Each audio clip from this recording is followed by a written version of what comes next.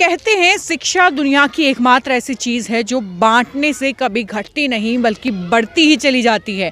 शिक्षा जो किसी के बाप की जागीर नहीं बल्कि सबका जन्मसिद्ध अधिकार है। सबको शिक्षा मिलनी चाहिए। लेकिन ये बात साल 2020 में तब फीकी पड़ती हुई नजर आई जब स्कूलों में कक्षाओं में होने वाली शिक्षा हमारे एंड्रॉयड फ़ोन के कैमरों में सिमट करके रह गई।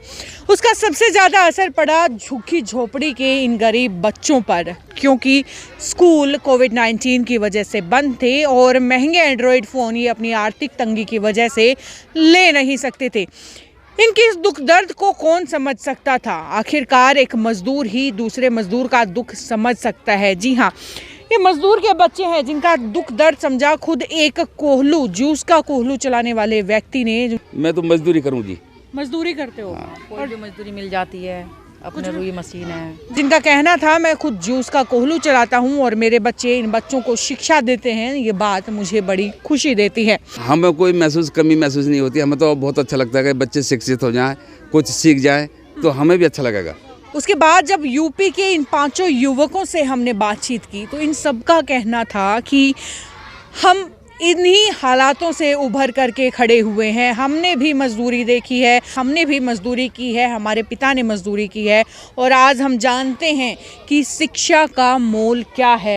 देखो जी, मैं भी ऐसी मजबूरी से निकला हुआ था घर से बाहर कमाने के लिए, और मैंने देखा कि मेरे से भी ज़्यादा ऐसे बच्चे पढ़े हैं जिनको कुछ नहीं आता। तो मेरे भी मन में ये विचार आया कि मैं भी थोड़ी अपनी शिक्षा इन बच्चों को बांट दूँ और अच्छा लगेगा मेरे को भी। इसीलिए अपनी शिक्षा को इन बच्चों तक बांट रहे हैं ताकि भविष्य में ये बच्चे किसी से कम ना हो। एटलीस्ट अपना नाम लिखना तो ये आज ही के दिन जान सकें, इसलिए इस शिक्षा को हम आगे बांट रहे हैं। देखो, हम भी एक गरीब बच्चे थे, हम भी इन्हीं हालातों से निकले हुए हैं।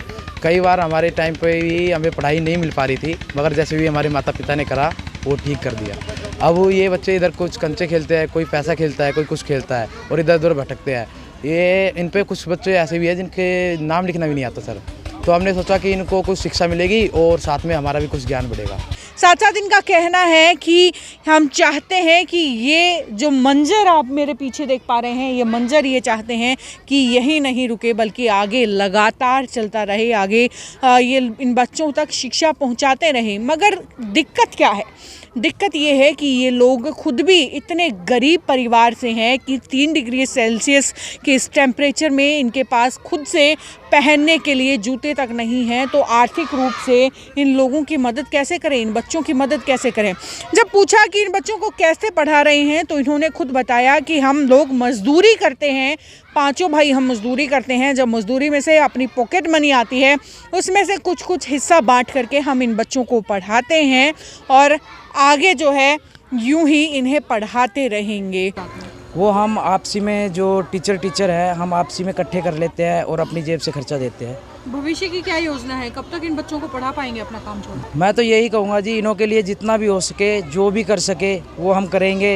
हाँ, इसके साथ ही इन्हें ये डर भी सता रहा है कि अगर ये अपना सारा काम धाम छोड़ करके इन बच्चों को पढ़ाते रहे तो इनका घर खर्च कैसे चलेगा, वो जेब खर्च कैसे चलेगा जिससे ये इन बच्चों को पढ़ा रहे हैं। इस बात से थोड़े से डरे हुए हैं, सहमे हुए हैं, लेकिन फिर भी हिम्मत जुटाए हुए हैं। और अगर बात करें बच्चों के माँ बाप की तो बच्चों के माँ बाप काफ़ी खुश हैं, जिनका कहना है कि स्कूलों में नहीं भेज पा रहे थे क्योंकि स्कूल बंद थे, भेजते भी थे तो वहाँ पर पढ़ाई नहीं होती थी।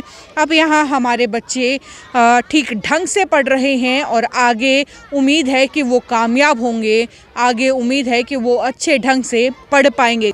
स्कूल खुले ही ना तो यही पढ़ा रहे हैं जी, हमारे बच्चे को एक को यही पढ़ा रहे हैं, एक ना सगड़ों को यही पढ़ा रहे हैं। हाँ, कामयाब करने की तो जब तो ये पढ़ा रहे हैं, कामयाब करेंगे तो पढ़ाएंगे। घर में जाकर के ये इन बच्चों को लेकर के आते हैं, यहाँ बिठाते हैं, दिन भर इन्हें पढ़ाते हैं, जो खुद इन्हीं के माँ बाप ने हमें बताया है।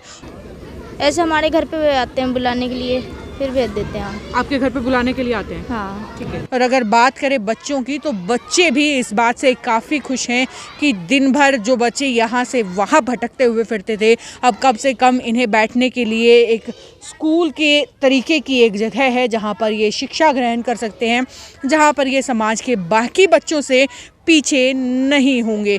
ये स्टोरी है सिटी बिग न्यूज़ की तरफ से मोहित कुमार और अंकिता सिंह की, और आगे भी इसी तरीके की स्टोरीज लगातार सिटी बिग न्यूज़ आपके सामने लाता रहेगा। देखने के लिए जुड़े रहिए हमारे चैनल सिटी बिग न्यूज़ के साथ। नमस्कार।